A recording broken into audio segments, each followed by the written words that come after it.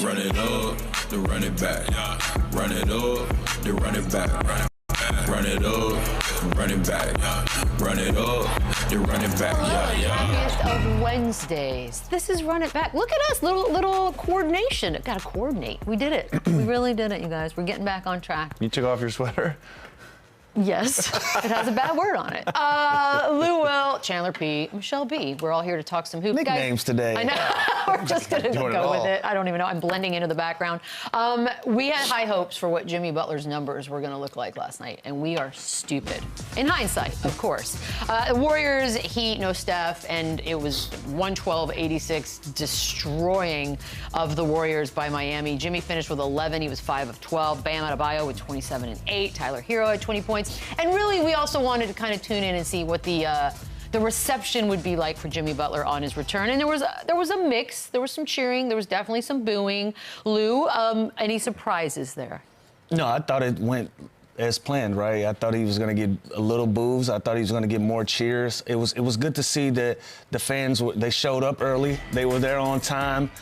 Jimmy got a standing O for the most part. He was cheered. You know, this is a guy that took them to the finals twice in his short 5.5-year run with this group. So successful run by all accounts. So it's great to go back to your former team and get the love and admiration that you deserve. Like I said, sometimes when you have a beef with the organization, with the front office, it doesn't necessarily mean that you have a beef or you're not loved in the city. We don't know what his impact was in the community of Miami outside of that arena and the things that he was able to do as far as culture and everything that he did down in Miami. So no surprises here. I was surprised to hear a few boos, but when you have an ugly breakup with a team, you were surprised. That's expected. That's expected as well. But I like the cheers. I like that.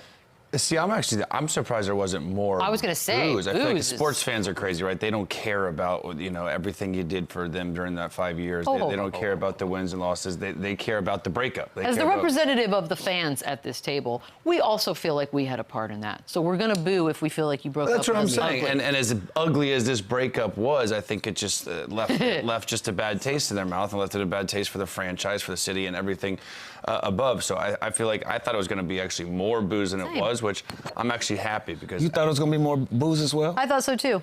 See, I didn't think so. Again, he's got 2 finals runs in 5.5 years. Like they don't care about that right now. They care about this. What just happened? But that's the totality of your run, and it's only a 5.5-year run. So to get to the finals twice in 5 years, and then the breakup is in year 5, basically, like that's a great run for a guy. So it did end ugly. Don't get me wrong. Like not wanting to play in the games, it looked like his effort was off in the games that he did play in. But before that, Jimmy was the hardest working guy. He put them in a position to be successful for a long time, along with the other guys on the team. And I think that's where the cheers came from, is this dude did give it his all during his time there. He did recreate this Heat culture thing. He did turn it on in the playoffs. They did make the finals run. They didn't win the ultimate goal of a championship, but he was a great player for them. So I love the fact that they did show love and they did give him his flowers and show respect for him. But I'm just saying, as ugly as the breakup, like Pat Riley's still there. So the fans are on his side. And like at the end of the day, he left him and went on to probably a better situation this season. And are the fans on his side, though? Probably, definitely. I think you have to, in a situation like this, Lou, he had to trade. He forced his hand. He had to trade. Yeah, but I'm saying if you're a fan and you got to take a pick of which one of these guys that you like more, look at the run that Miami was on when they got rid of Jimmy Butler, opposed to when he was in uniform. Like, the fans showed it. They stood up and they cheered. I don't know. I'm not very privy to what's going on in Miami to hear. I mean, look, the Spurs went through this with Kawhi. And it's not like the Dallas situation where we booed like, Kawhi, and some still do. Yeah, and it's not like the Dallas situation where. But I experienced that. That's like a fake boo. I experienced. We got yelled at by Pop for booing at one point during a game. And again, but look back at Jimmy's time in Miami. He's never said anything negative about the city. He's never said anything really about the franchise. It's just been directed at Pat Riley, one guy, and how things are ran. And everyone knows the stories with LeBron and his history and how Pat Riley is set in his ways. I mean, there's no change in him. So I'm sure some fans are kind of eye-rolling things he does. Like, can he adjust a little bit? Can he adapt? But at the end of the day, they still have a team there, and they're Miami Heat fans, not necessarily just Jimmy Butler fans. No, I think it was, I think it was a good mix. There was the video, of course. Jimmy was asked about that after the game. like I always say, I got a lot of love for the city, for the fan base here. The video was nice. I won't say that there was a lot of emotions, though. Well, and look, he said before the game it was just like any other game, but then he went out and sort of laid a bit of an egg, Chandler. So I'm wondering, was it really just like any other game? Well, I just feel like he's belittling it a little bit. Okay. Like there was no extra emotions. Like stop. Like everything that's been made public to the media, and we probably don't even understand or know half of the other stuff that went on between him and the front office and Pat. So this was not just another game. And by the way, it wasn't just another game for the Miami Heat team either. Like clearly, as much pressure as there was on Jimmy Butler and the expectations of his comeback. This was a big game for Bam. This is a big game for Tyler Hero to prove that, look, we are going to be okay. This is our team now, and there's no question about it. They haven't been okay. And no, they haven't. And again, there's going to be an adjustment period, but this was a big game for them. Clearly, I didn't think they were going to run him out the gym like this. There's no way. You know, this breakup is fresh as well, too. Like, this hasn't been a long time, so him saying that there's not a lot of emotion is still fresh. You know, like, you don't have a chance to kind of move on. Like Miami's not healed, Jimmy's not healed. It's still some awkward feelings, some awkward vibes in that mix right there. So I get it. When you go back so early, before you really have an opportunity to kind of digest everything that's happened, you can still kind of feel like I'm cool on y'all. I'm good. Just not there yet. Yeah, not ready just to not talk But there's about definitely it. some feelings and emotion. Absolutely. Like, 100. Absolutely. Well, he left the game right after, didn't shake anybody's hands, which, you know, normally we're used to seeing hugs and all the stuff that comes along with it. That's why we shouldn't have an expectation. But I'm just saying, so does that tell you this that maybe is a little it's not different, Lou, because there's been no issues with him and the team, right? Yeah. So why wouldn't he show love to Tyler and Bam and those guys after the game? Because we probably went to dinner last night. Who knows? Like, I don't have It's to. also true. I don't have to ham it up for the cameras or do what's. Yeah, we're what's just expected. guessing, looking. Yeah, we're This just is what saying. we do. We're just saying one thing. Like after the game, who knows how long they were in the back of the hallway having a laugh, catching up with each other. Who knows? But you know, the optics are going to be the optics. You know, and Jimmy is strategic. Jimmy plays the petty game, and he knows that the next morning everything is going to be discussed and going to be dissected. But I don't read much into this because again, when you come back to a city like this and you have real relationships with guys that you played against, 9 times out of 10 you spoke pregame, you kicked it for a second pregame, or you went to dinner the night before, or this can be a real thing where I just don't rock with y'all. I'm cool. Like, I'm done. It could be both. You're dead to me. It could be either. I mean, Also, and again, I think over time this will just get better. I guarantee. We'll see, like they might hang out in the summer, like Lou's saying. We don't know everything. We just see what the camera showed during the game. Right. And by the way, they also just got blown out. So And like, he there's probably that. wasn't going to stick around and like act like everything's fine. He's probably pissed off about the game itself, which is the most important thing. I mean, if you are the Heat players, though, you've got to be like, that was fun. I mean, you've been on such a losing streak for a while now, Chandler. To get this win in this way has got to be something. And like we said, since this trade, it's been a disaster for them. Absolutely. And they're kind of looking like they're going in tank mode, but they still have their core. They still have. they said we're gonna win this one. Yeah, though. they still have. We Tyler lose Hero. everything but this one. That was win their this one, though. Super Bowl last night. They had stuff to prove, and everybody stepped up. Look across the board. Bam had a great game with 27. Hero had 20. Alec Burks, Andrew Wiggins coming off a good game where he had 40-something the other night. So listen, they had something to prove. And as much, like I said, as much as Jimmy wanted to probably play well in his return, Ooh, yeah. by the way, it didn't even really seem like he cared. It wasn't that aggressive. He didn't, like, you know what I mean? So I know, but we thought he was going to have, like, And I am going to discount it.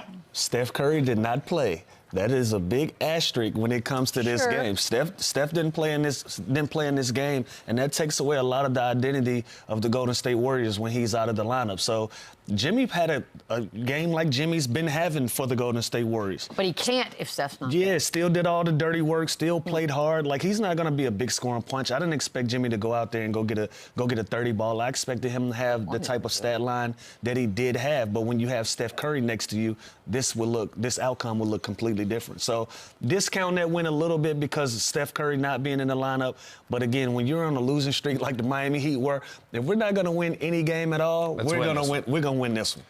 Which is great because I still thought the Warriors were going to win the game. Like, Yeah. I did too. I still thought. And I did think Jimmy was going to have, like, Yeah, I thought he was going to at least crazy have 25. I thought he was going to be super aggressive. Yeah, the over-under was Get like to the 21 free throw line, something. like I thought for sure. Which again, maybe he really just looks at this like another game, and he wasn't putting that much thought or pressure into it. We know how he's being sued by the people he was renting the house from because he left it in a mess, allegedly. Maybe he was cleaning up really, really late the night before, and he just couldn't get Yeah, that's probably what he was doing on his one night in Miami. I got you, Jimmy. I know what's up. There is a moment in this one, Bam accidentally elbows Draymond Green and then finishes it off with a bit of a dunk. I mean, come on. Bam had to be feeling something a little bit extra, right, Lou? So stretch. Come on, it's fun. Did he even Let me elbow? have this moment. I mean, not really. That's Well, a stretch. no, it's more of a what do you call it when you, That's not an elbow. whatever, a flyaway? What's it That's called? That's not an elbow. no. Come on. That's nothing. Come on. I'm not gonna go with that one either. I'm not even. I can't ham that one up. We're going to edit that out of the show later on, for wherever this airs next. But I do think it was probably a special night for them, and I'm happy for the Heat. I'm happy for the fans. Also, shout out to the fans. They seem to get there on time. When was the video in the first quarter? It was allegedly before right before lineups. Yeah. That was pretty good. Yeah, they showed up. And that's because of Jimmy Butler. So we give you a lot of he's crap, Miami appreciated. fans. That Yeah, was, he's appreciated because they don't even show up for the playoffs. So No, for they them leave. to get there on time for Jimmy Butler, salute to them. That's a big deal. Cheers. Another game last night, Thunder in Sacramento. Yep, Thunder become the first team to get to 60 wins. Crazy. 121-105. No Jalen Williams in this one. SGA with 32. Chet 18. Keegan Murray finished with 28. He was 9 of 13 from 3. Yeah, first team to get to that 60 mark. The youngest team to do it. We get it, Chandler. It's all about this lack of playoff experience. We're not going to know what it looks like till we know what it looks like, but the respect factor for them, is it building a little bit more? For sure. This has been the most consistent, best team all season long. And they've had some bad games, but for the most part, they have been just dialed all year long. Guy goes down, Jalen Williams. They have guys like Kendrick Williams. They just throw in there. Cason Wallace is out, no problem. Isaiah Joe will play. Caruso steps up. They're so deep. They defend. They just play the right way. Like last time I'm looking at this before the game, I think the spread was 10 or 9.5 or something. I'm like, there's no way this young team can go into Sacramento with all these vets playing for the play-in, kind of positioning right now. And they just smacked them, man. Like they're so good defensively. They play harder than the team they're playing against every single night, which it's crazy how much that matters. Like, shots aren't going down for the Thunder. They're so young. You would think they would get deflated. Right. They don't. They move on to the next play. They play unselfish and they play hard. They're the hardest playing team in the NBA, and it's not even close. That's kind of crazy. I think it starts with SGA. Yeah. I think just his mannerisms, the way that he goes about business every day. Like he's always even keel, right? And when you have a leader, when your best player is always steady, always even keel, it's easy for a team to do that. Like they find ways to win basketball games. Them winning games isn't hedged on them scoring or playing defense. Like they adjust night in and night out and do whatever it takes to get a W in the win column for this team. That's what makes them different. Like early in the season, I said it, we're going to take the training wheels off of this young team. Like we're not going to keep saying, oh, they're young, they don't have this, they don't have that. Like, no, last year they were in the story. They got to the Final Four in the Western Conference, getting knocked off, and then they did what you would expect a team that's growing to do. They came back the very next year, and they were bigger and they're better than ever, and they're the clear favorites to come out of the Western Conference this year. So I don't care how much playoff experience that they have or that they lack. This team is going to compete for a championship if they continue to do this. Yeah, I'm with Lou. I don't care the youth. I don't care the age. This team plays old, well beyond their years. Yeah, they're poised. They play mature. And like I said, they play hard and they play unselfish. They do all the right things. Coach Dagnall, I don't know what he says to these dudes, because it is hard when you're that young to buy in, to not want to do more, to not think you can go to this place and average more points or get some more shots. It feels like all 12 of these guys that play on the team don't care. Like the second Jalen Williams, which is crazy to say. The second. He's nasty and he barely plays. Like that guy is probably thinking, man, I could start on these other teams. Like, and he just doesn't. And he just takes advantage of the opportunity every time he gets this season. Lou, I know a lot of, especially on draft night, you hear a lot of the incoming kids talking about Paul George, and that's who they looked up to and who they sort of see themselves playing their game after. And Candace Parker said that she thinks in a couple of years it'll be a lot of kids saying SGA's the guy they've been watching. Do you agree? I like that. I do agree. You know, I just talked about his mannerisms and his maturity. Like, in a world full of antics and people showing out and doing all these things, now we have a breath of fresh air with SGA, somebody that's even keel, like I just said, somebody that carries themselves with maturity, does their ads, and just the way that you go about business as a businessman, and with the things that you're able to do on the court. Like, I wouldn't mind my young son looking up to an SGA and want to model his game after him and look at the way that he carries himself and say, you know what, that's somebody that I wouldn't mind following his lead as a young player for somebody that I would want to look up to. So I love this take from Candace Parker. Like, sometimes we get so wrapped up in our legacy acts that we forget that these young guys are impressionable too. Like, when Steph Curry started changing the game, we were having this conversation 7-8 years ago about him changing the game. Not now when he's at the tail end of his career, when he's in his late 30s. Like, no, we were saying that when he was in his late 20s. So now SGA is in that same pocket of his professionalism where you're starting to see young guys go into the gym and they want to get back into the mid-range game. They want to be a more physical guard. They want to play at their own pace. So if they're going to find anybody to replicate, SGA is a great start for these young guys. Yeah, and it's not even just talent with him. Like, he's so good at basketball, and he's so good at getting to the free throw line, and he's so skilled within the mid-range, but it's just how he carries himself. Like Lou said, he's so humble, and he's just a swaggy, cool dude where he just, if you watch the interview right now, I don't know if they lost or if they won, he's just always the same exact dude. He's a soldier, and he's just like, he's the same face. He doesn't break character. Whether they're up 20 or down 20, he plays the same way. He's so mature. It really is. I'm super impressed with just how even keel and just cool as the other side of the pillow, no matter what's going on. And it's all real. And it's all real. It's not an act. It's not a facade. He's not being phony. Where's that come from? Like, how does he have that? From the day that I've met this dude, he's the same exact person as my rook to the soon-to-be MVP that he is now. He's the same exact person, how he carried himself. Even with rookie duties, if he fell short on rookie duties, he will be the first guy to say, my bad, I'll clean it up, I'll fix it, I'll make sure it's right. If you wanted to get extra work in, he never complained. He always put his boots back on and was ready to go back to work. And now that everything is paying off, he's the exact same person with the exact same temperament. I love the fact that this has been his route. That trade didn't work out for the Clippers, but it worked out for OKC with everything that they're doing now. It did. And I show him love every opportunity I get. And you see, anytime, talent can only get you so far, and there's so many different character and personality, in the NBA, right? This dude's never going to be an issue. He's never going to be a distraction. I don't know him at all, and I can just tell that's the guy I want to build my team around. I mean, that guy's he's a leader. I want him in my locker. Obviously, I want him on my court to average 32 points and be the MVP. But also helpful. I want my young guys learning from him, which is crazy because he is a young guy. He is a young guy. But I want to follow his lead. He's got it all. By the way, 65 straight games now with 20 or more points. That is the fifth longest streak of that sort ever. Wilt, Lou, has the record at 80. Do you think he gets it? I mean, he's at 65. Wilt has 80. Yeah. 20 or more points. And by the way, he's doing it with like over 50% from the field. And by the way, I think I said this before. He's leading the league in scoring, and he hasn't played in like 15 fourth quarters. I know. Smacking team. So it's I think 20 plus points, unless there's like an injury or like 65 straight, 15 more is easy to get. Easy. At this point. All right, so we're down for easy collectively as a show. There are some headlines from the night. There's a little bit of bad news coming out of Milwaukee. Damian Lillard now out indefinitely. He got a blood clot in the right calf.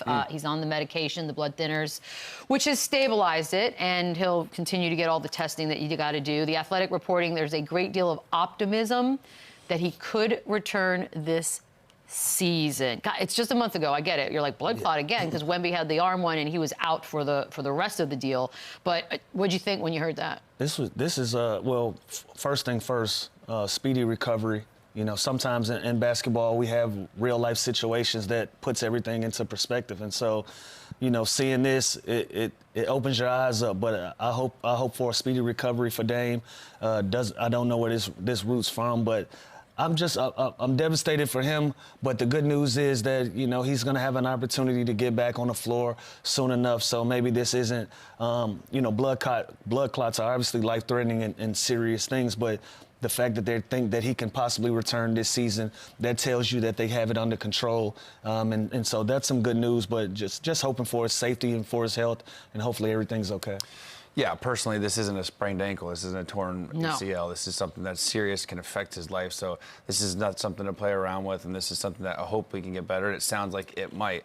Now, basketball-wise, this team, they're in the playoffs. They're going to be in the top 6 seed. They're not going to fall into the play-in. So at least that does buy him some more time, buys Giannis some more time, this entire team to kind of figure out different rotations, different guys, you know, possibly with more opportunity, more minutes. But this team needs to be whole to have a chance, and that starts with Damian Lillard. And as good as Giannis is, he's their closer. He's their, you know, 1A or 1B player, however you want to look at it. He is the head of the snake. So hopefully he can get better soon. You know, I hope it's nothing serious, but this team, they're either going to play they're 5-6. The Knicks or the Pacers. Like they're slotted, which is good for them because they know they have one of those two teams. Who's the guy that has to step up though now? Now you know Dame's out for a minute. Well, it's tough too because Bobby Portis being out that's big. That's and big. I know not a lot of people have talked about how valuable he is, how good he is. You can bring him off the bench, you can start him, you can put him at small ball center. He's been huge. Lopez, he's got to continue to shoot the ball well and give him a different dynamic. But it's the other guys. It's the guys like Gary Trent. It's Kyle Kuzma. He was brought there for a reason. They got off Chris Middleton, who's a Milwaukee Bucks legend. Kyle Kuzma needs to be that guy. He's a third, fourth option on this team right now with Dame out. He's got to step up. He's going to have more opportunity. He's going to shoot more shots. He's got to be kind of that guy while Dame is out. I was gonna piggyback on that as well. Like, I know we have our thing with Kuzma. We haven't did fits in a while. So canceled it. But again, you trade Chris Middleton for Kyle Kuzma. That's a big gap to fill, right? And so, especially with Dame being out, especially with Bobby Portis being out, this is a great opportunity for Kyle Kuzma to step up and fill in those shoes, you know, and bring his averages up, bring his game up, and be a 1-2 punch that Giannis is going to need to keep this team afloat until Dame Lillard gets back. And also, when he's back in the lineup, now you are the solidified third option of that team alongside Brook Lopez, however you want to do the numbers game. But I think this is a great opportunity for Kyle Kuzma to step up and be the Kuzma that we've known of old that can go out there and go put 20, 25 on the table. Bobby Portis can come back on the 8th, so he'd be able to play the final 4 games of the season. Does it matter? I mean, if you're looking at their schedule, the remaining schedule, it's a little bit of everything at this point. Does it matter 6th or 5th? Like, would you have a preference? I think it's too early right now. I think you try and win as many possible games and don't mess around like that. But yeah, looking ahead, I mean, who'd you rather want, the Knicks or the Pacers? Either way, it's going to be a tough matchup. I don't think it matters. Right Pacers are playing good, and with Jalen Brunson banged up, and you don't know how much time he's going to have before the playoffs. Sure, maybe I want the Knicks, but I do think the Knicks are overall a better team than the Pacers. Yeah. So I think you just continue to play and win as many games. 3-6, I think all of those teams are in the same class. Like they're in the same class of what they've been able to do this year, respectively in their divisions, but. You know, Milwaukee has just about as much talent as Indiana. They have about as much talent as the New York Knicks. You know, Detroit Pistons, that's a young team that has veteran leadership that's also led by a young guy. So all of those things are pretty much similar and equal to me. So I don't really think it matters for the Bucks to go 6 or 7. It's crazy to me because in the beginning of the season, we're talking about the Knicks possible contender, best starting 5. I mean, Bucks have Giannis and Dame. And now we're talking about the Detroit Pistons being in the same class as them. What a time. The NBA is nuts. Yes. And it just shows you the turnaround that they've had, the job JB's done. Like Luka said, adding those vets. The Pacers, they also started off kind of started off slow, but really weird. This team last year, we were like, wow, this team's unbelievable. They play fast. Halliburton's great. So it's crazy just to see how things change so quickly. Yeah, the Pistons. And the Pistons they're pretty much a lock. They don't even have to play. They're in the playoffs. It's the best story. By the way, if you had to guess, the Bucks championship window as constructed, is it closed if Damian Lillard can't come back at all this season? I mean, it's not closed. Listen, anything can happen, but it's close to close. It's like half closed. Yeah, it's a sliver. Listen, again, the Cavs, the year they've had, the Celtics are awesome. Like it's tough. The Thunder, like I can't see them beating the Cavs or the Celtics 4 times in a playoff season with or without Damian Lillard. So, but as we know, injuries happen, different things happen. You catch momentum at the right time. It's possible, but I think it's But they're also not likely. But they're also in a prime position because there's not really pressure on them to be a championship team. Like, that's fair. A lot of people feel like it's Boston's championship to lose. If it's not going to be Boston, it's gonna be OKC. Like, there's 2 or 3 teams that have more pressure on them to compete for a championship this year than the Milwaukee Bucks. They should use that in their favor. Like, let's just go out there, play free. We know that we have enough talent to be a championship caliber team. Let's kind of fly under the radar and shock some people. So they should use that in their favor. The Celtics are only 4.5 games behind the Cavs. Okay, thank you. Did you want us to do something with that, or? Nah. Okay. Is there any way? No. No, bro. I mean, well, it would literally have to be the worst case Cleveland, best case Boston. Like Heat, the map. Suns, Wizards, Hornets. That's Boston's? Yeah. Oh, that's fun. I was about to say, I don't think anybody moves though. I think it's so many moves gaps in or Knicks, Magic. 1 through 3, I think are solidified. Wait, what does Cavs have? Cavs is I don't difficult? think from 1 through 3 anything moves. The Cavs is Spurs, Pistons, Clippers, Knicks, Spurs, Kings, Bulls, Pacers. Yeah. It's a little harder. It's a little harder. I'm just saying. Okay, interesting. We've just been giving the Cavs #1 seed. Chandler just threw that out there for us to think about. We got a commercial now to ponder. On the other side, Chelsea Gray joins the show. Run it up, run it back, yeah. It's time to go get it. It's time to go get it. I'm taking no chances now. You bet, Chelsea Gray. Masterful. My style too different. My style too different. Best believe I'm showing now. Showing now. Showing now. Oh, that's right. The 3-time champ is here, fresh off the Unrivaled. We're going to get to that in a second. 6-time All-Star Chelsea Gray. First of all, thank you for joining us and for the time. Want to talk a little bit about the last 17 months, which seems like an eternity, but it's been a ride for you. You got the fractured foot in the finals, which was a tough break for your team, for the fans, for everybody. Then you come back. There's criticism, whatever that you hear out there, and then you win the Unrivaled championship, and you also happen to, be the best. How great was that? How great was that 17-month turnaround for you?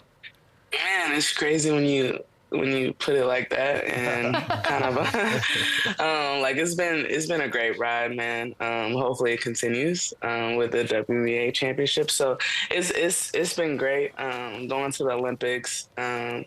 And it was different this year going to the Olympics, right? Because the first time I went, it was during COVID. Like, family wasn't there, no fans, like nothing. So it was completely different. It was like what the Olympics are supposed to be. So I had a great time. And then this Unrivaled championship, yeah. Of course, I heard all the chatter after 1 year. Like, I was not healthy at all. So Sure.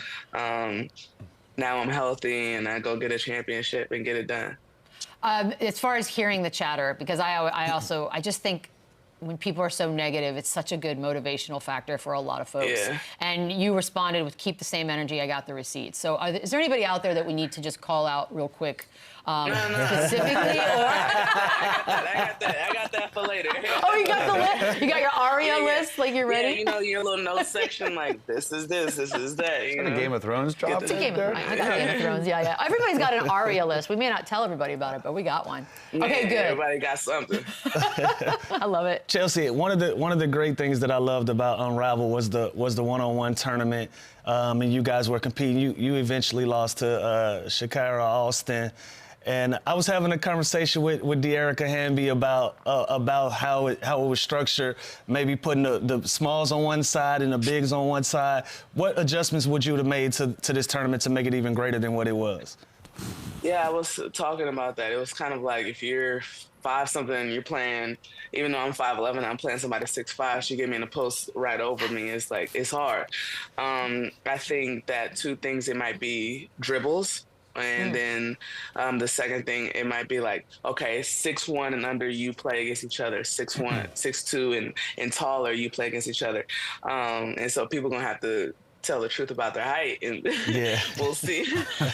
But it, like in ones when we were growing up, like it's max like 3 to 5 dribbles. Like you can't have 6 dribbles backing down a guard. So I think maybe that's the change that we make. But also on the flip side, like a guard, in a post playing a guard, like man, it's a difficult challenge both ways. Absolutely. And you guys are the trailblazers of the one-on-one tournament. Like, I love the fact that you guys went out and flirted with that concept. Now you got the NBA guys talking about possibly doing a one-on-one. They ain't doing it. I don't think so either. But you know, we keep nudging them. What's some matchups that you would like to see one-on-one for the NBA guys? What would you like to see? Oh man. I mean, I know y'all, like, we were just, I hope my guys okay with Dame Lillard, but can you imagine, like, Dame versus Steph going on? Like, are they just going to shoot half-court threes the whole time? Like, what is happening? I think that'll be a dope matchup. I don't know. You got, like, KD, and you could play, like, Giannis. Like, you got length against length. Like, I think there's all types of matchups. Like, I don't know how they're going to do the hype, because then you got somebody like, Wemby. It's like, do you take it somewhere else? Like, it's so difficult. So I don't know how. They definitely have to do dribbles for the guys, though. Somebody got to kick it off, though. It takes like a Steph Curry to say, I'm in. Who wants some smoke? Like a Wemby versus Kyrie one-on-one, though? How do you visually weird. How do you do that? I just want to see it. 2-dribble limit, but he's still as tough. Why do you think they won't do it? Because, I will say this, Chelsea, like, from the time that this has sort of been whispered about on the NBA side to now, I have heard a bit of a difference from no way is that ever happening to some guys being like, maybe. Why do you think it won't happen? There's no ducking the smoke on one-on-one. Like, you're out there on your own, on an island. I don't know. I feel like, when are you going to put it in? I mean, the finals in, June? And so the guys start back up in a couple months. They only have a few months of their summer. So I don't know. I think schedule-wise it's going to be a little difficult to kind of weave in unless they do it during All-Star weekend. But then that was another thing that complaints about. So I don't know. I don't know when or how it will be done, because of, like, simply schedule-wise. If any time it's going to be All-Star, guys just got to stop making excuses. Like, let's just check ball, let's line it up. But can you imagine if someone got hurt during an All-Star one-on-one and the team? That's the problem. That is the problem, though. Like, if a team is a guy's on a contender and he gets hurt during a one-on-one All-Star weekend. Well, he could have got hurt in another way. He can get hurt. Well, this is limiting your chances. This is the problem, Chelsea. This is what we're dealing with. Chandler worrying about things that might happen. That is definitely a possible issue. Rain on the parade, Chandler. Yeah, I want it more than anybody. All-Star weekend sucks. I want it. I want it. Okay, now we got it. You did a Q&A recently. I thought this was an interesting question about which one of your Rose BC teammates you would trust your phone with for a day. Oh, Lord. I know, exactly. I'm thinking about Lou and Chandler right now. Like, no. And you didn't answer it. Is there someone that you would trust your phone with for a day? I might trust Lexi Hole. Okay. But, like, anybody else, absolutely not. That is. What you think would happen with your phone? What you think they would do? If it's unlocked, I don't know. They're going on Twitter, start doing something. Let me see your phone right now. Open it. Start on Twitter, doing on Instagram. Like, I don't know what's going to happen. Pictures of all kinds. Exactly. I don't even know where I'd start on your phone. These two, I would not. I don't even have anything cool, and I would not trust them. And you were teamed up with Angel Reese, and so the world's got all kinds of opinions about Angel Reese. Did you learn anything about her that you didn't know playing alongside? I mean, what you see is what you get. Like, she does work hard. Like, she stays after, tries to get better each and every time. So I like seeing that aspect of it. You really don't know somebody, I believe, until, like, you're in close quarters with them and then, like, you're teammates with them and you see them on a regular basis and start to see kind of their habits. And so her staying late is part of her habits and trying to get extra work in. She's a rebounding machine. Like, she has a magnet for the ball. All of that is true. She's not ducking the smoke during the game. She's going to talk mess all the time. And that's just her. So I'm ready for it, and I'm going to play against her. I'm going to go ham on her, and if she try to say anything to me. So, Chelsea, now that the first season of Unrivaled is over, what is the thing that surprised you just the most about it? Oh, man. I think everybody knew that it was going to be competitive, but I feel like it went up another level. The competitiveness and trying to go for the money, one, but trying to be champions, trying to make the playoffs. And then two, like, this is outside of basketball. They had a lot of care for, like, mothers and their kids and the nanny care and providing that before games. And so I would drop my son off in nanny care and then pick him up after the game. Didn't even have to worry about or anything. So that's something that I definitely would like to see embedded and done in the WNBA. Now, is there, on the flip side, is there something that needs to be changed immediately starting next season? We need more fans. One, there is like the view of the actual game. I think to be able to see the fans would be a lot different, and will probably draw some more people in to really see. Like you hear them, but you don't really see the fans out there. So adding more fans, I think the viewership would kind of change if you change the angle a little bit. I have to think like logistically and see what that looks like for a 3-on-3. But I know there's going to be a lot of people that want to play. Yeah.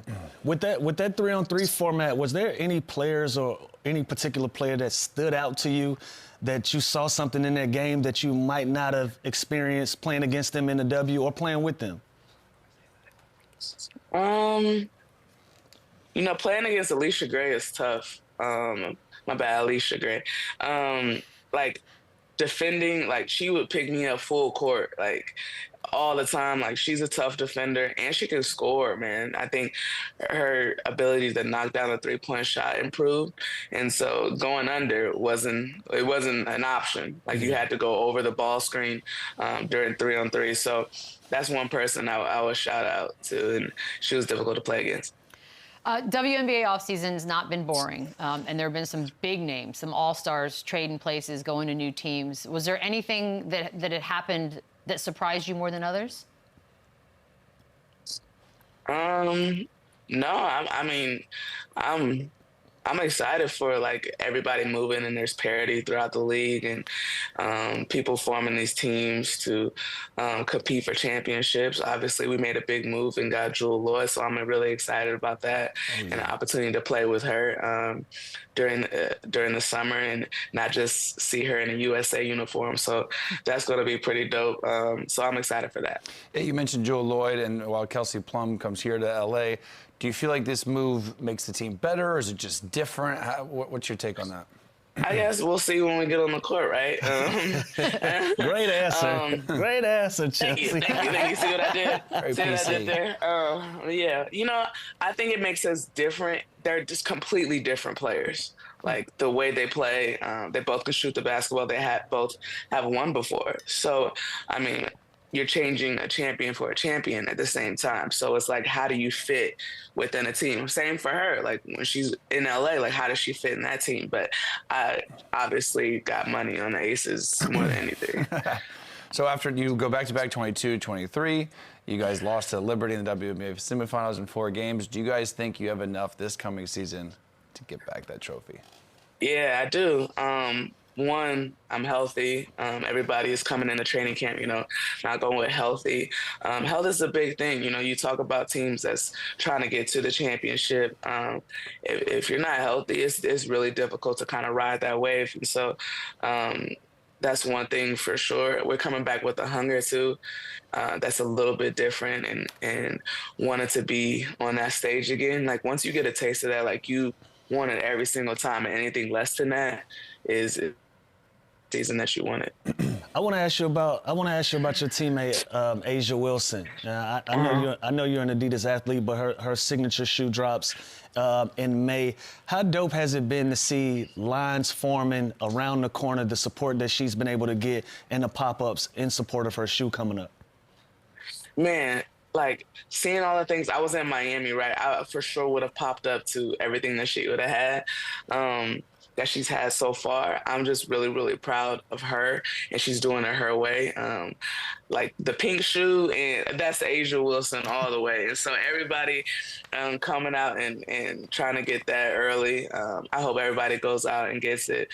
She deserves it, man. She's done a lot for this league at such a young age. She's won on every level. So it's just amazing for people to come out and support her. And you know, me being an Adidas athlete, I was like, you know, you can just slide those over for Lennox maybe for my son. So we'll see. But I'm super happy and proud of her. Yeah, the pink is good. I know the pink is so nice. It's so good. It jaws the eye whenever you're watching anything on TV. I love it. October 31st is the deadline to get a new CBA out there.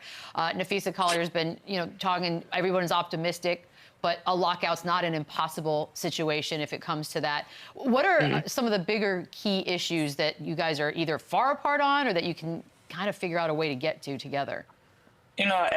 Everybody knows that salary is one thing. I mean, we're not asking to be paid the same, but we're asking for the revenue share. We're asking for all that. Like, I think salary is one thing, right? We've talked about retirement and what that looks like. Obviously, we have the 401k, but can we help some of these retired players longer than just like the 401k?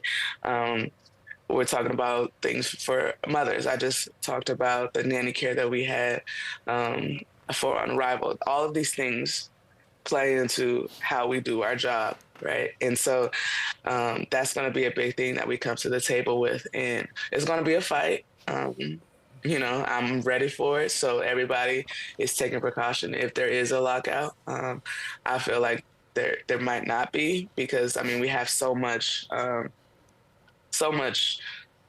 like, the world is ready for women's sports to explode. And so how do you not have the best league in the world out there and playing? So that's hard for my mind to kind of fathom. So it's going to be lots of talks, and I'm excited for it. And I agree with you with so much energy trending up for you guys in the W. You got the emergence of Caitlin Clark. You got Angel Reese. PAIGE is coming out of college this year. JUJU down the line. There's so many young, talented players that's coming into the W. With this CBA, do you feel like you guys can possibly lose some momentum if you don't come up with a deal with everything going in the direction that it's going for the W? 100%. I mean, we gotta, like, our product is so good, our game is so good, players are only getting better. Listen, it's not about like if we lose momentum and stuff. Like, everybody wants to see us on TV, everybody wants to come to our game. Like, the momentum is just crazy right now. So, I mean, we got to take advantage of it, and so I believe we'll play next summer.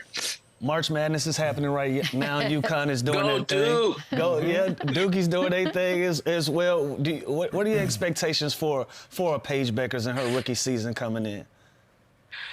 I have the opportunity to watch her a little bit more during March Madness, because during the season it's a little bit crazy and the time difference. But I think she's got what it takes to compete at this level.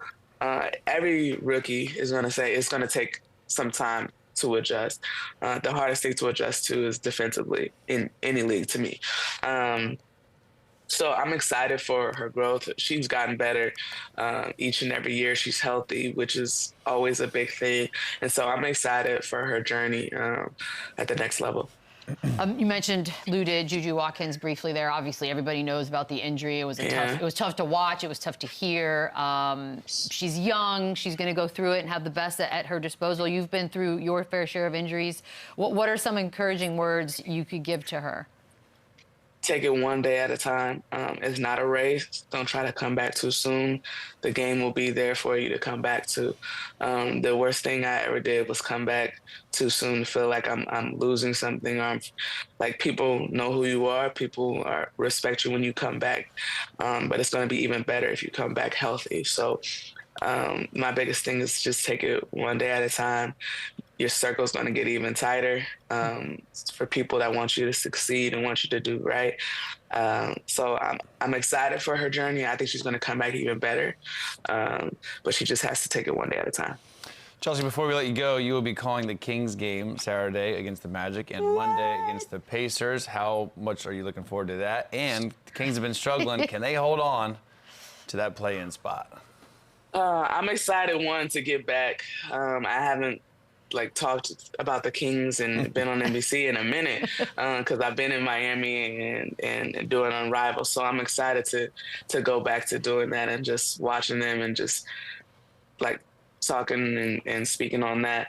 They're a little bit of struggle. They have a little bit of weird combinations going on with their starting five and coming in, and Malik Monk being out. So I'm curious to see how they make this kind of final push. It has to go up to another gear if you want to get into that play-in spot. So we'll see. It's not the easiest schedule that they have to be able to do that. You have Orlando and you have the Pacers. Like, those are teams that are kind of making the momentum to do well in the playoffs. So we'll see how these next couple games go. This will be the luck change they need, because they're in it right now, Chelsea. Hopefully I bring some good juju. I was going to say, you would bring some goodness there. We appreciate the time so much. Congrats on everything, and hopefully we'll talk soon. Thank you. Thank you, guys. We will be right back. Run it up, run it back. We got one say what, and this one's interesting, because we're all detectives. So Marcus Morris recently said that LeBron asked for his brother Markieff to be included in the trade for LUKA. How long before the trade happened, then, do we think LeBron knew about it? Yeah, this doesn't look good. This doesn't look good. This is amazing. But listen, I know it was the most secret trade of all time, and no one knew. I've never bought that. Anthony Davis never bought that, and he was in the trade. So I think certain people definitely knew. I guess we'll never know, but the fact that Marcus Morris is saying this, I believe him. You know what I mean? Like, why would he make this up? He wouldn't just throw this out there for no reason. So there was a text. When you have the clout and the respect and the resume of LeBron James, he should know about every trade. You know sure. I mean? Why wouldn't he? Yeah, like, then why do we lie about things, Lou? Why must we be lied to and treated as if we're dumb? I'm not sure. You know, we work in a funny business where everything has to be top secret and secretive, and I didn't know this and I didn't know that. Like, I like the fact that an address was put on this. It's like, yeah, everybody knew what was going on. Like, how long is a different conversation. Like, long enough to request somebody. Well, this could be the night before, or this can be during. Hey, we thinking about doing this. Well, this is what would please me in that, if you're asking for my opinion. So it can go a lot of different ways. I thought it was funny that, every once in a while, we pull the cover back sometimes and we expose some of the inner workings of how the league goes. Yeah, it's hard to believe that Jason Kidd didn't know either. You're just going to trade his best player without him. In the middle of the night. It's just... Like, I would resign if I was Jason Kidd if I didn't know what was going on. That's kind of a big how this deal. Works. That's a little, I mean, look, I will say this. No matter who knew about it, that needs to know about it, what have you, the fact that it wasn't leaked at all, I guess, is the part of the story you can be proud of. Pick your game up, buddy. Yeah, Shams. Ever since you left here, you've really fallen off, buddy. We're going to take a quick break. More Run It He's Back. lost step it up, dog. He's lost a step in his older age. That Shams Run it up. Run it back. Doc Rivers firing back at criticism that he has received for teams blowing 3-1 leads, saying, quote, "No one tells the real story, and I'm fine with that. It's unfair in some ways. I don't get enough credit for getting the 3 wins. I get credit for losing." I thought we got Sintel, Michelle. We had to double check. No, it's a Mark Spears article. Don't put me in this. Lou, you're first. What do you think about those comments? Look, I know we had this picture of it. I love this. Look, this is the thing. Doc saved my career. Okay, I'm going to say that first and foremost. Doc saved me at a time where I thought I was done. I thought I was washed. And he brought me back from the dead, and I won 2 Six Man of the Year awards, and it rejuvenated my entire career. Now, I also was a part of a 3-1 loss with Doc. And I think we share a lot of the responsibility of what happened. Not just Doc, it was on the players, but he was a part of it as well. That's fair to say. And so he does get his criticisms, but he's also going to get his flowers as far as I'm concerned. I mean, so it's 9 wins in those 3-3-1s. It's a crazy thing to say, but would you rather blow 3-1 series or get swept 4-0? I think that's what he means. Like, at least we won. I'd rather 4-0 me. Put me out of my misery. He's lost 3 3-1s and 5 3-2s. It's tough. I'll always love Doc. Talk about it another time. Too, but man, that's rough. It's a crazy thing to say. We'll be back tomorrow. Run it up, then run it back, yeah.